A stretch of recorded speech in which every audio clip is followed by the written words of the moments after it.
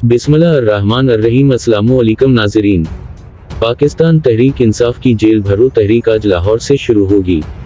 PTI का कहना है कि चेयरमैन इमरान खान समेत कौन कब गिरफ्तारी देगा, इस हवाले से हिकमत अमली पार्टी तय करेगी। दूसरी जानिब पीटीआई रहनुमा शाह महमूद कुरैशी ने 200 कारकुनों के साथ आज लाहौर में गिरफ्तारी देने का ऐलान किया। इन्होंने कहा कि लाहौर पुलिस ने गिरफ्तार न किया तो गिरफ्तारी देने मुल्तान जाएंगे।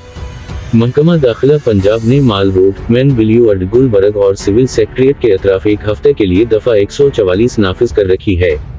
मजीद बरां विफाकी वजीर इत्तलाआत मरियम औरंगजेब का कहना है कि दुनिया की पहली जेल भरो तहरीक है जिसका आगाज लीडर अपनी हिफाजती जमानत से कर रहा है।